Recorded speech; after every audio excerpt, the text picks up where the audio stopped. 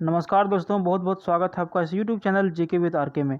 तो जैसा कि दोस्तों बीपीएससी के द्वारा यहाँ पे वैकेंसी निकाला गया है, जो पॉलिटेक्निक कॉलेज में लेक्चरर के पद पर इसमें नियुक्ति किया जाना है। तो दोस्तों इसके बारे में हम आपको डिटेल्स में बताने वाले हैं। यदि आप इस फॉर्म को भरना चाहते हैं तो वीडियो को शुरू से अंत तक जरूर देखिएगा। जैसा कि आप भी यहाँ पे देख पा रहे हैं कि बिहार के अंतर्गत राजकीय पॉलिटेक्निक, राजकीय महिला पॉलिटेक्निक संस्थानों में बैक खाता यानी कि लेक्चरर विद्युत अभियंत्रण के कुल 119 पदों पर नियमित रूप से इसमें नियुक्ति किया जाना है। और ये जो वेबसाइट इसका भी दिया गया है कि www.bpsc.bih.nic.in पर ये आपको नोटिफिकेशन मिल जाएगा। तो वहाँ पे जाने से पहले आप इसको जरूर समझ लीजिए। जैसे 119 सीटें यहाँ पे बताया गया, तो 119 सीटों में किस तरह से बंटवारा किया गया है। दोस्तों यदि आपको वीडियो छोटा दिख रहा है तो आप ऐसा कीजिए, लैंडस्केप में कर लीजिए, मोबाइल को थोड़ा बड़ा स्क्रीन कर लीजिए, उसके बाद आप यहाँ पे समझिए, आपको भी दिखेगा अच्छी तरह से। और क्वालिटी थोड़ा सा बढ़ा लीजिए। यहाँ पे देखिए जो 119 सीटें हैं यहाँ पे टोटल, उसमें से बंटवारा जो किया गया है, जिसमें जनरल वालों के लिए 51 सीट है और इसमें महिला को आरक्षण दिया गया है 35%, उसमें से 16 सीट इसका महिला का आता है। आर्थिक रूप से कमजोर वर्ग के लिए 12 सीट है, महिला के लिए 4 सीट है। अनुसूचित जाति के लिए यहाँ पे 0 सीट है, एक भी सीट नहीं है। और यहाँ पे अनुसूचित जाति के लिए 18 सीट है और महिला के लिए 7 सीट है। अनुसूचित जनजाति जो है इनके लिए 0 सीट है, महिला पुरुष दोनों के लिए। अत्यंत पिछड़ा वर्ग के लिए 21 सीट है, महिला के लिए 9 सीट है। पिछड़ा वर्ग में जो आते हैं उनके लिए है 14 सीट और महिला के लिए है 4 सीट। और यहाँ पे पिछड़े वर्ग की जो महिलाएं हैं उनके लिए 3 सीटें हैं और यहाँ पे आरक्षण में यहाँ पे नॉट एप्लीकेबल है, ठीक है। तो टोटल 19 सीटों का इसमें बंटवारा किया गया है। जो रिटायरमेंट पर्सन है उनके लिए 2% दिया गया है, उनके नाती पोता फिर उनकी नतनी के लिए 2% का यहाँ आरक्षण दिया गया है। जो मुकबधिर हैं, देखने में सक्षम नहीं है, चलंग दिव्यांगता है, उनके लिए 4 सीट दिया गया है, अलग अलग एक एक सीट करके, ठीक है। यदि हम इसमें वेतन की बात करें तो वेतन अच्छा खासा है। आपका स्टार्टिंग यहाँ पे 56,100 से होगा, जितना बढ़ेगा बिहार सरकार के द्वारा बढ़ाया जाएगा लेवल 9 के हिसाब से। सबसे जरूरी योग्यता यहाँ पे है कि कौन सा व्यक्ति भर सकते हैं, तो यहाँ पे ध्यान से इसको देखिएगा।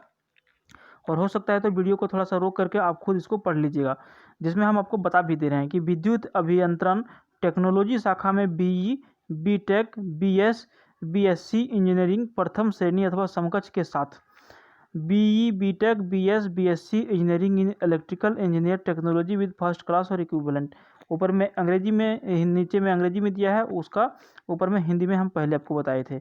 दूसरा में दिया गया है, नोट 1 में दिया गया है कि इंजीनियरिंग प्रौद्योगिकी विषय के लिए डिस्टेंस मोड में या फिर ओपन यूनिवर्सिटी से प्राप्त डिग्री या डिप्लोमा मान्य नहीं होगा, जैसे कि आपने NYU से किया है या फिर इग्नू से किया है। तो यहाँ पे इंजीनियरिंग में आपको क्या है, उस डिग्री का यहाँ पे वैलिड नहीं होगा, आपको रेगुलर से होना चाहिए आपके पास।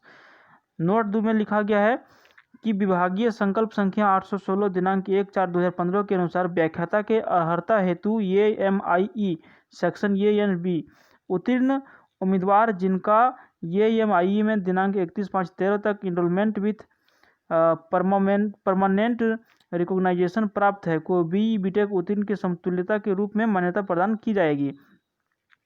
और बोल रहा है कि तीसरा में शैक्षणिक योग्यता से संबंधित सभी प्रमाण पत्र ऑनलाइन आवेदन भरने की अंतिम तिथि 4/9/2020 के पूर्व का निर्गत होना चाहिए। आपके पास जो डिग्री है वो 4 तारीख 9वां महीना 2020 के यदि पहले निर्गत हुआ है तो आप इस फॉर्म को भर सकते हैं। और यदि उसमें कुछ दिक्कत है आपको शैक्षणिक योग्यता में, तो पे अंग्रेजी में जो लिखा रहेगा उसी को यहाँ पे माना जाएगा, वर्णित योग्यता माना जाएगा। उम्र सीमा यहाँ पे देखिए 1/8/2020 को इच्छुक उम्मीदवारों को न्यूनतम उम्र कम से कम 21 वर्ष होना चाहिए और मैक्सिमम यहाँ पे कोई दिक्कत नहीं है, कभी भी हो सकता है 40 वर्ष, 45 वर्ष, 50 वर्ष, लिमिट इसका नहीं मैक्सिमम के लिए। यदि आपके पास ये सब डिग्रियां हैं तो आप इस फॉर्म को भरिए बिंदास। चयन के आधार का जो है आपको इसके बारे में थोड़ा सा स्क्रीनशॉट कर लीजिए, आप इसके बारे में खुद सा समझ लीजिए, बहुत टाइम लग जाएगा, लंबा पेज है, तो इसका स्क्रीनशॉट करके आप खुद समझ लीजिए एक बार, क्वालिटी को थोड़ा हाई करके, ठीक है, तो ये आपको इसमें फ़ायदा होगा। आगे लिखा गया है कि साक्षात्कार के लिए अभ्यर्थियों को यहाँ पे साक्षात्कार के लिए अभ्यर्थियों को सिर्फ लिखित परीक्षा के आधार पर शॉर्टलिस्ट किया जाएगा। जो लिखित परीक्षा में पास करेंगे उनको साक्षात्कार के लिए बुलाया जाएगा। तो ये भी आपका क्लियर हो गया यहाँ पे, ठीक है, किनको बुलाया जाएगा, तो लिखित परीक्षा में जो पास करेंगे उनको बुलाया जाएगा। चलिए, आरक्षण की यदि हम बात करें तो यदि आप आरक्षण लेने के लायक हैं तो आपको ऑनलाइन फॉर्म जब भरिएगा उसी टाइम आपको इंगित करना पड़ेगा कि हम आरक्षण वाले में आते हैं, नहीं तो आपको फिर आरक्षण नहीं दिया जाएगा, ठीक है। सबसे ज़्यादा ज़रूरी है आपको समझना एग्जामिनेशन फ़ी के बारे में, जिसमें अब सामान्य अभ्यर्थियों के लिए 750 रुपया रखा गया है। केवल बिहार राज्य में अनुसूचित जाति अनुसूचित जनजाति के लिए 200 रुपया रखा गया है।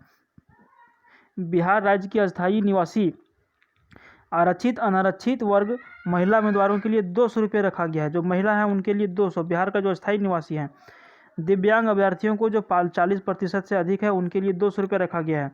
अन्य सभी उम्मीदवारों के लिए 750 रुपये फी रखा गया है। जो अब बिहार के हों या फिर बाहर के हों, यहाँ पे बिहार के जो नहीं हो, जो जनरल कैटेगरी में आते हैं उनके लिए रखा गया है कितना, 750 रुपया उनको देना ही पड़ेगा। ठीक है, चलिए आगे यदि हम बात करते हैं यहाँ पे रजिस्ट्रेशन की, जो ऑनलाइन करने की जो डेट है वो किस तरह से है। ठीक है, तो यहाँ पे बहुत ज़रूरी है, आप इसको समझ लीजिए। रजिस्ट्रेशन जो आपका पंजीकरण जो होगा उसका तिथि जो यानी कि कब से स्टार्ट हो रहा है, तो ये है 7 तारीख 8वां महीना 2020, यानी कि 7 अगस्त 2020 से लेकर के 25 अगस्त 2020 तक आप इसको रजिस्ट्रेशन कर सकते हैं। ऑनलाइन के माध्यम से शुल्क भुगतान करने की अंतिम तिथि है 28/8/2020 और ऑनलाइन आवेदन भरने की अंतिम तिथि है 4/9/2020। ठीक है, तो आपको रजिस्ट्रेशन कम से कम 25/8/2020 तक करा लेना है और ऑनलाइन आवेदन जो आप भरिएगा वो है 4/9/2020 तक। 4 नंबर में दिया गया है, आयोग कार्यालय में स्पीड पोस्ट या निबंधित डाक से आवेदन की हार्ड कॉपी एवं सभी प्रमाण पत्र होने की अंतिम तिथि जो है 11/9/2020 है। जो भी भेजना है हार्ड कॉपी स्पीड पोस्ट के माध्यम से वो 11/9/2020 तक पहुंच जाना चाहिए।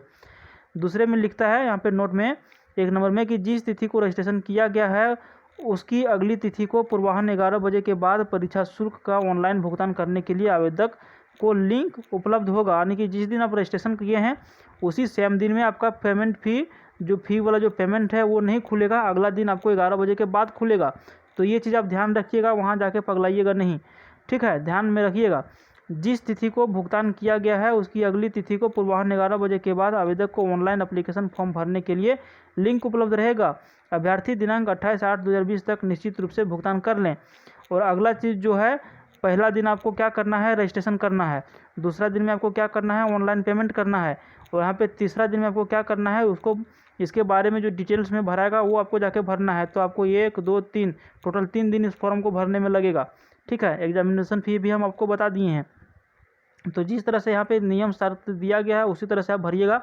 इस फॉर्म को अपने लैपटॉप या कंप्यूटर के माध्यम से भी आप भर सकते हैं क्योंकि ऑनलाइन है और जनरली आजकल सभी लोग क्या करते हैं, लैपटॉप या कंप्यूटर के माध्यम से ही फॉर्म को भरते हैं। तो ये भी आपका क्लियर हो गया किस तरह से भराएगा। ठीक है, और दोस्तों सबसे ज़रूरी चीज़ है कि आप जब फॉर्म को भर रहे होंगे तो उस टाइम जो यहाँ पे मूल प्रमाण पत्र जो होंगे उनके पास ऑनलाइन आवेदन भरते समय उपलब्ध हुआ होना चाहिए और आपको वहाँ पे उसका फोटोकॉपी देना पड़ेगा जो सब अभी प्रमाणित होगा, यानी कि सेल्फ अटेस्टेड होना चाहिए। और देखिए यहाँ पे जो ज़रूरी चीज़ें हैं, आपको जो डॉक्यूमेंट्स देना है उसमें क्या करना है, निम्नलिखित प्रमाण पत्रों को सभी प्रमाणित प्रतियाँ अनुलग्न के रूप में क्रमवार अवश्य संलग्न करें। जिसमें से ये आपका जो है डॉक्यूमेंट्स की जो लिस्ट दिया गया है, आप इसको ऐसा कीजिए, थोड़ा सा इसको स्क्रीनशॉट लीजिए और यहाँ पे आप खुद पढ़ लीजिए। और नहीं तो दूसरा चीज़ आपको बताते हैं, यहाँ पे जो हम सबसे पहले आपको वेबसाइट बताए थे, फिर नीचे में लास्ट में वेबसाइट आपको बता देंगे। उस वेबसाइट पे जाइएगा, वहाँ पे आपका ये नोटिफिकेशन मिल जाएगा, वहाँ से आप इसको डाउनलोड कर लीजिएगा और एक बार अच्छी तरह से पढ़ लीजिएगा क्योंकि वीडियो बहुत ज़्यादा लंबा हो जाता है, इसलिए कोई चीज़ यहाँ पे बोलने में, यहाँ पे बताने में आपको छूट भी सकता है। ठीक है, तो आप एक बार ज़रूर इसको पढ़ लीजिएगा, उसके बाद ही फॉर्म को भरिएगा। चलिए आप इस चीज़ को यहाँ से यहाँ तक स्क्रीनशॉट कर लीजिए, जो डॉक्यूमेंट्स आपको वहाँ पे देना है, इसके बारे में यहाँ पे नियम शर्त सारा कुछ दिया गया है। ठीक है, स्क्रीनशॉट कर लिए। चलिए आगे हम आपको बताते हैं, आगे जो बढ़ते हैं उसमें से। चलिए यहाँ पे सबसे ज़रूरी चीज़ है 13 नंबर में देखिए कि उपयुक्त विज्ञापन से संबंधित ऑनलाइन आवेदन भरने हेतु विस्तृत निर्देश आयोग के वेबसाइट, जिसमें ये वेबसाइट क्या है, www.bpsc.bih.nic.in पर। यहाँ पे देखिए, इसको ध्यान से देखिए, पता चल जाएगा। ठीक है, इस विज्ञापन के लिए निर्धारित ऑनलाइन आवेदन से अलग मुद्रित, टंकित, हस्ताक्षरित आवेदन स्वीकार नहीं किए जाएंगे, यानी कि आपको ऑनलाइन ही भरना है।